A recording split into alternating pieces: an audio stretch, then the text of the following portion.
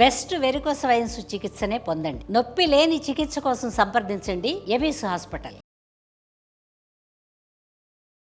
గురువుగారు నమస్కారం. గురువుగారు నమస్కారం అండి సంధి గారు. గురువుగారు, మరి ఉగాది రాబోతుంది. తెలుగు నూతన సంవత్సరం మనందరం కూడా బాగా సెలబ్రేట్ చేసుకుంటాము. పంచాంగం తెలుసుకోవాలని అందరూ కూడా అనుకుంటారు. దట్టు సురేష్ బాబు గారికి తెలుసుకోవాలని ఆతృతగా చాలా మంది ఎదురు చూస్తున్నారు. మరి ఉగాది నామం ఏమిటి, ఎలా ఉండబోతుంది, ఉగాది పంచాంగం, అలాగే ద్వాదశ రాశుల వారి రాశి ఫలాలు ఎలా ఉండబోతున్నాయి తెలియజేస్తారా గురువుగారు? నమస్కారం అండి సంధి గారు. ముందు మనము శ్రీ పరాభావనామ సంవత్సరం అంటే ఏంటో తెలుసుకుందాం. ఈ సంవత్సరం పేరు పరాభవనామ సంవత్సరం. శ్రీ పరాభావనామ సంవత్సరం.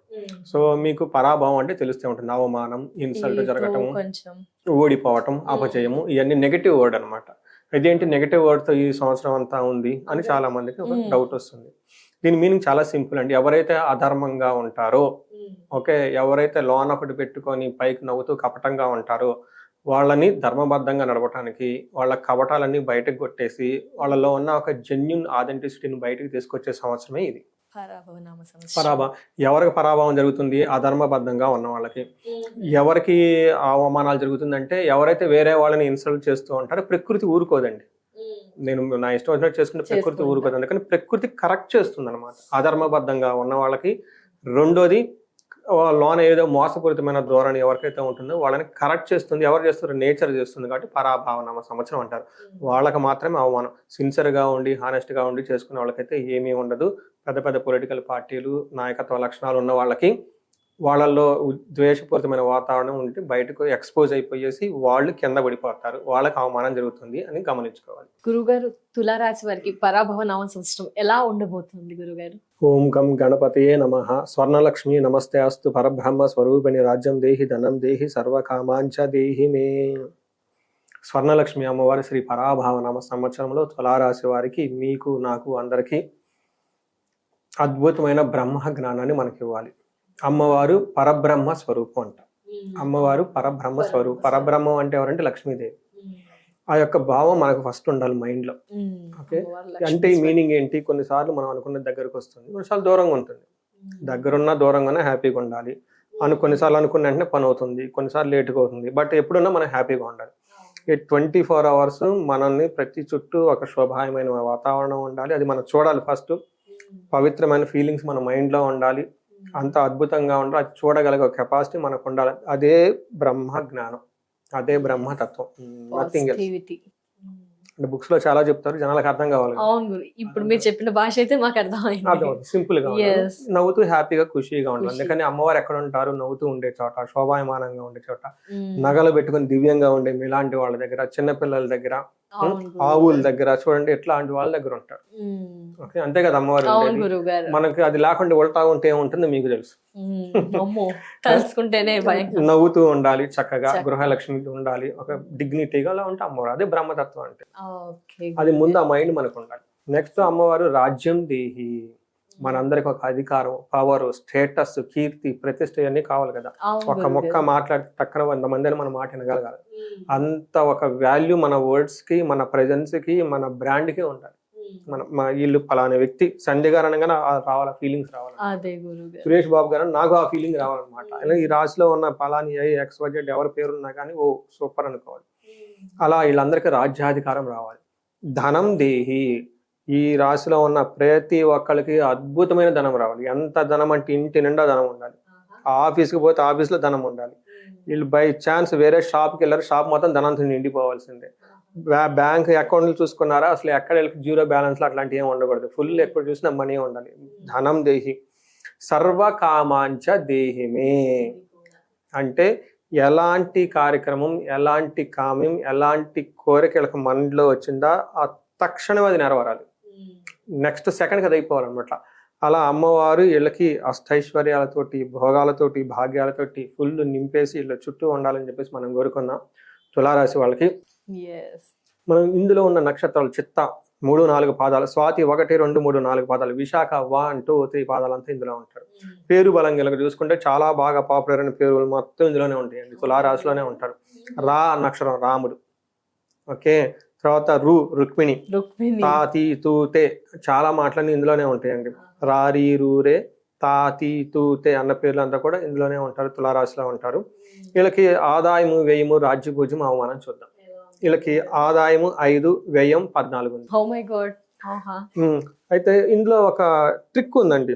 ఖర్చు ఉంది అనగానే ముందు అలా అనిపించదు, అయ్యో చాలా ఖర్చు అసలు పెట్టుకుంటాను, అయ్యో అక్కడే సగం డీలా పడిపోతారు గురుగారు. అలా పెట్టుకొని అవసరమే లేదండి. దానికి రీజన్ ఉంది. వీళ్ళకి రాజ్యపూజ్యం 6 ఉంది, అవమానం 3 ఉంది. అంటే వీళ్ళు మంచి మంచి శుభకార్యాలు చేస్తూ అందరి చేత ఆశీర్వాదాలు పొందుతారు, రెస్పెక్ట్ వస్తుంది. మనం చెడ్డ పనులు చేస్తే రెస్పెక్ట్ రాదు కదా. కొంతమందికి వ్యయం ఎక్కువగా ఉంటుంది, అవమానం కూడా ఎక్కువగా ఉంటుంది, రాంగ్ పనులకు ఖర్చు పెడుతూ ఉంటారు. వీళ్ళకి ఏమైందంటే తులారాశి వాళ్ళకి లాస్ట్ ఇయర్ కూడా నేను రాశి ఫలాలు చేసినప్పుడు చెప్పాను, బాగా ఉన్న రాసుల్లో తులారాశి ఒకటి. కొన్ని రాసులు ఒక 3-4 రాసులు బాగా చక్కగా ఉంటాయి. అలాంటి రాశిలో తులారాశి ఒకటి. అంటే లాస్ట్ ఇయర్ ఎంత బాగుంటుందో లాస్ట్ ఇయర్ కంటే ఇంకా ఈసారి బాగుంటుంది. సో ఈ తులారాశి మనం గమనించుకుంటే అన్ని ఏమి ఎలా ఉందో చూద్దాం. ఇందులో రాజ్యపూజ్యం 6 ఉంది, అవమానం 3 ఉంది. డబ్బులు ఎక్కువగా ఖర్చు పెడతారు. ఒక విషయం వీళ్ళకి చాలా జాగ్రత్తగా పెట్టాలి, ఇది చాలా ఇంపార్టెంట్ ధనానికి సంబంధించి. ఎందుకంటే ధనం అందరి దగ్గరికి రాదండి, లక్ష్మీదేవి అందరి దగ్గరికి రాదు. ధనం ఉందంటే పూర్వజన్మ సుకృతం ఉంది, అమ్మవారి యొక్క కృపా కటాక్షం ఉంది. అతను ఎంతో మంచి, మన బయట కొంతమంది చెప్పొచ్చు వాళ్ళు ఇది చేస్తారు ఇది చేశారని, లోన చేసిన వాళ్ళ ఇంటెన్షన్ చూడాలి. మనం అనుకున్నది కాదు కదా, నేను 100 అనుకుంటాను నా పాయింట్ ఆఫ్ వ్యూలో కాదు, దేవుడి పాయింట్ ఆఫ్ వ్యూలో చూడాలి. అంటే వాళ్ళ తల్లిదండ్రులు వాళ్ళు చేసిన పూజలు భక్తి ఎన్నో ఉంటాయండి. అందులో చాలా మంది ఉంటారు, ఓ నేను ఇలా ఉన్నాను చాలా మంచోడిని, ఎదుటోళ్ళు అలా పోయారు, వాళ్ళు దుర్మార్గ పనులు చేస్తారు, అలా చేయకూడదు. అస్సలు అమ్మవారి కోపం వస్తుంది. ఇప్పుడు లక్ష్మీదేవి ఉన్న వాళ్ళని చెడ్డవాళ్ళు అంటే ఎట్లా ఉంటదండి. ఇప్పుడు మీకు పిల్లలు ఉన్నారండి, ఓకే, పోయేసి మీ పిల్లల్ని చెడ్డవాళ్ళు అంటే మీకు ఎలా ఉంటుంది కదండి. వాళ్ళకుండే వీక్నెస్ వాళ్ళకు ఉంటాయండి, చాలా మందికి తెలియదండి. అమ్మవారి కోపం వస్తుంది. నన్ను ఎక్కువగా నా బిడ్డ, మీరు అందరు నా బిడ్డలే, ఎక్కువ నన్ను కావాలనుకుంటే నాకు ఉండిపోయింది, మీరు కూడా ఎక్కువ కావాలనుకోండి, మీ దగ్గరికి ఎక్కువ వస్తాను, అంతేగాని ఇలా కంపేర్ చేసుకోకూడదు. చాలా మంది లేడీస్ చేసుకుంటారండి, వాళ్ళు అలా ఎదిగిపోతున్నారు ఇలా ఎదిగిపోతారు. వాళ్ళు ఏం మంచి పనులు చేయకుండా వాళ్ళకి మంచి జరుగుతుంది, వాళ్ళకే డబ్బు వస్తుంది, మేము ఇంత మంచి చేస్తున్నా రావట్లేదు అంటారు. ఒక్కసారి వాళ్ళు దేవుడు నామస్మరణ చేయొచ్చు అని భక్తిగా చేస్తారు. బయట 100 పనులు చేయనండి, బట్ ఇది మొత్తం లెవెల్ అయిపోతుందండి.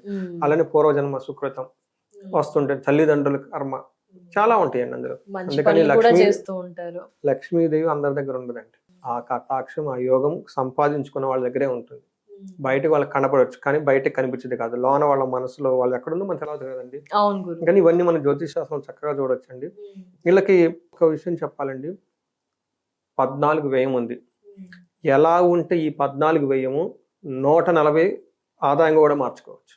ఎలా అంటే ఈ 14 అంటే మనం ఖర్చు పెడుతున్నాం అంటే మన దగ్గర డబ్బు ఉన్నట్టు, డబ్బుకి యాక్సెస్ ఉన్నట్లే కదా. కాకుంటే ఖర్చు పెట్టలేం కదా, అంటే మీరు ఖర్చు పెట్టే సామర్థ్యం ఉంది అంటే డబ్బు ఉన్నట్లే. అందులో లాస్ట్ ఇయర్ కూడా వీళ్ళకి బాగుంది. ఈ టైంలో ప్రమోషన్స్ అవన్నీ వచ్చేసి ఇల్లు బంగారం అయింది కొనుక్కుంటారు, పెళ్లిళ్ళు అయింది చేస్తారు, శుభకార్యాల గురించి ఖర్చు పెడతారు. ఖచ్చితంగా శుభకార్యాల గురించి ఖర్చు పెడతారు. ఇల్లు కట్టుకున్నారు ఖర్చే కదా, పెళ్లి చేశారు ఖర్చే కదా, ఇంకోటి విదేశాలకు వెళ్ళారు బ్యాంకులో డిపాజిట్లు అవన్నీ ఖర్చే కదా. కానీ దాని తర్వాత మళ్ళీ లాభం ఉంటుంది. ఇక్కడ మనకి ఏం చెప్తారంటే అండి, చాలా వాటిలో అమ్మవారి చెంచలాక్షి, అమ్మవారు చెంచల తత్వం కలిగి ఉంటుంది, నిలబడదు, ఉండదు, అసలు ఉండదు కూడా. ఉండాలి అనుకుంటే ఇంకా అసలు ఉండదు. అయితే ఇమీడియట్ గా నాగల రూపాయన వీటి రూపాయలు కన్వర్ట్ చేసుకొని పెట్టుకుంటా ఉంటాము. ఇక్కడ ఏమైందంటే ఖర్చు పెట్టకుండా ఉండలేం కదా, ఖర్చు పెట్టాల్సి అయితే ఖర్చు పెట్టేటప్పుడు సన్మార్గంలో మంచి ఉద్దేశంతో మంచి పనుల గురించి ఖర్చు పెడితే, నవ్వుతూ గ్రేస్ఫుల్ గా ఉత్సాహంగా నవ్వు మొహంతో ఖర్చు పెడితే 100 రెట్లు తిరిగి అమ్మవారు మళ్ళీ తిరిగి వచ్చేస్తారు. ఎప్పుడైతే ఏడు మొహంతో ఇద్దామా వద్దా, శాలరీ ఇద్దామా లేదా తిట్టుకుంటూ ఏంటిది పోతుంది ఆ ధైర్యంతో ఇలా రివర్స్ లో, లేకుంటే ఇవ్వని కూడా వాళ్ళకి ఇవ్వటం, ఇవ్వని సందర్భాల్లో ఇవ్వటం పోతూ ఉంటే అమ్మవారు వెళ్ళిపోయిందా ఇంక రాదు. నేను మీ ఇంట్లో ఉండడానికి వస్తే బయటికి పంపించు, అలా అగౌరవంగా పంపించేసావు, ఎందుకు రావాలి, బ్లాక్. అందుకని ధనం సంపాదించడానికి చాలా 31 days కష్టపడతామండి. ఖర్చు పెట్టేటప్పుడు 1-2 ఆవేశంగా ఖర్చు పెట్టేస్తామండి, అలా చేస్తే ఉండదండి అమ్మవారు. అందుకని వీళ్ళకి ఖర్చు పెట్టే అవకాశం ఉంది కాబట్టి చక్కగా ఖర్చు పెట్టేసి 10 అమ్మవారు వచ్చే విధంగా ఖర్చు పెట్టండి. ఇన్ని రోజులు మేమంతా కూడా ఏ విధంగా సంపాదించాలి ఆలోచించాలి, వ్యయ రూపంలో ఏ విధంగా చేయాలని ఇప్పుడు అర్థమైంది గురువు గారు క్లియర్ గా. వీళ్ళకి శని 6వ ఇంట్లో ఉన్నారండి. ఎందుకు 12 రాశుల్లో సూపర్గా ఉన్న ఈ రాశి అని మీరు అడిగితే, గ్రహాలు. ఏ గ్రహం అంటే శని.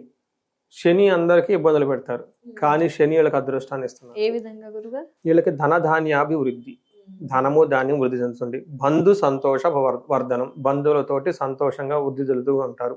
స్త్రీ సౌభాగ్యం, గృహ నిర్మాణం, వీళ్ళు ఖచ్చితంగా గృహం కట్టేసుకుంటారు. ఇల్లు కట్టలే కడతారు. ఇన్ కేసు ఎవరైనా కట్టే సూచన లేదంటే నాకు కాల్ చేయమండి,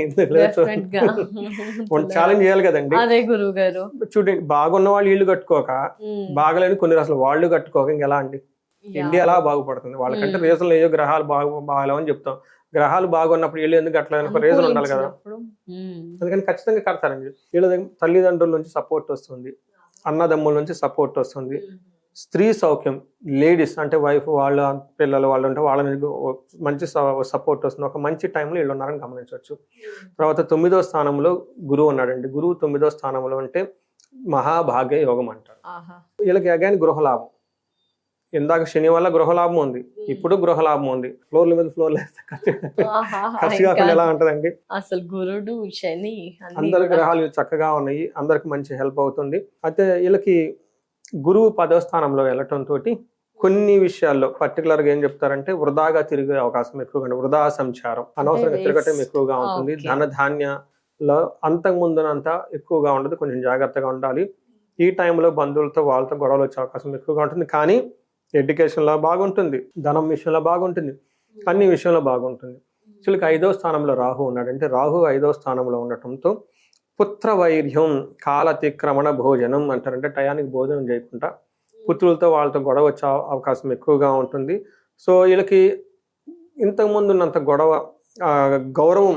గౌరవించబడటం లేదంటే ఆర్థికంగా బలం లేకపోవడం జరుగుతుంటుంది. అంటే ఎప్పుడైతే గురువు మారుతూ ఉన్నారో బాగుంటారు, నో డౌట్. అయితే అంతకుముందు వచ్చినంత మనీ ఫ్లో ఎక్కువగా ఉండదు. అలా అని మనీ రాదని కాదండి దాని మీనింగ్.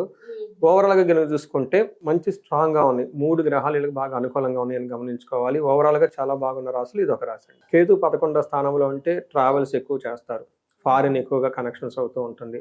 తర్వాత ఆధ్యాత్మిక శక్తి ఎక్కువగా ఉంటుంది, మంత్రసిద్ధి ఎక్కువగా ఉంటుంది. తర్వాత యోగా, మెడిటేషన్ లాంటివి ఎక్కువ చేస్తూ ఉంటారు. చూడండి, ఎప్పుడైనా ఆధ్యాత్మికత ఎక్కువగా ఉంటే ధనం కూడా ఎక్కువే వస్తుంది. చూడండి, అన్ని విధాలకి శని సపోర్ట్ చేస్తున్నాడు, కేతు సపోర్ట్ చేస్తున్నాడు, గురువు సపోర్ట్ చేస్తున్నారు.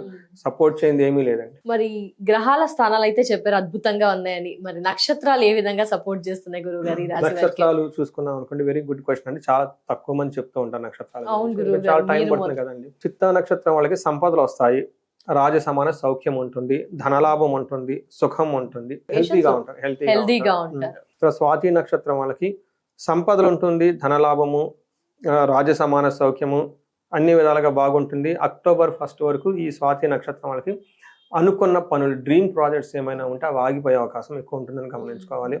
అప్పటి వరకు వీళ్ళు కొంచెం ఆగితే చాలా మంచిది. విశాఖ నక్షత్రం వాళ్ళకి సంపదలు బాగుంటుంది, సర్వజన పూజ్యము, హెల్త్ విషయంలో చాలా బాగుంటుంది. విశాఖ నక్షత్రం వాళ్ళు గురువు కారణంగా కొత్త పనులు ఏది స్టార్ట్ చేయకుండా ఉంటే చాలా బెటర్. ఉన్న వాటిని అంటే లాస్ట్ ఇయర్ ఏదైతే చేస్తుంటే ఆ పనులు చక్కగా చేసుకుంటే బాగుంటుంది.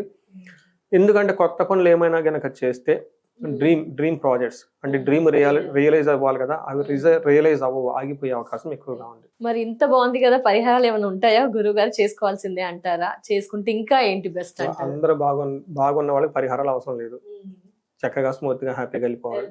They are aligned with the planets. In case లేదు అనుకుంటే ఇది మనకు ఒక 30-40% మనకి ఇండివిజువల్ గా జాతకం చూసుకోవాల్సి ఉంటుంది. మనకి దశాభుక్తి అంటారు, అవి బ్యాక్ బోన్ అనమాట. ఒక మనిషి నిలబడాలి అంటే అవి. ఇదేంటంటే మనకి డెకరేషన్, ఏ శారీ కట్టుకోవాలి, అది జ్యువెలరీ పెట్టుకోవాలి, ఇది మెయిన్ డెకరేషన్.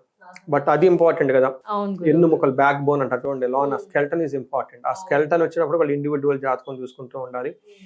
ఇప్పుడు ఏమవుతుందంటే ఎక్కడన్నా వాళ్ళ ఏజ్ 35 to 45 మధ్యలో ఉండి ఎక్కడన్నా ఆగిపోయాము, బ్లాకేజ్ వచ్చింది, ముందుకు వెళ్ళట్లేదన్న కనుక అనుకుంటే అందులో లాస్ట్ ఇయర్ బాగుండాలి, ఈ ఇయర్ కూడా బాగుండాలి. ఈ టైంలో వీళ్ళకి బాగలేదు, ఎక్కడ ప్రాబ్లంగా ఉంది అనుకుంటే ఒక్కసారి ఇండివిజువల్ జాతకం చూపించుకోవడం చాలా ఇంపార్టెంట్.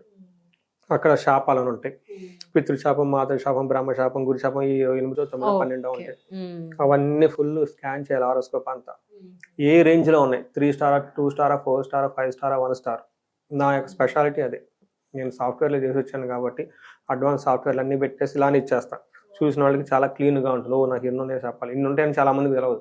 ఆ లిస్ట్ ఇచ్చేస్తాం వాళ్ళకి, చూడంగానే వాళ్ళకి తెలిసిపోతుంది ఏ ప్లానెట్ రెస్పాన్సిబుల్ ఎంత ఉంది, దానివల్ల ఇంపాక్ట్ ఏంటి కూడా చెప్పేస్తుంది.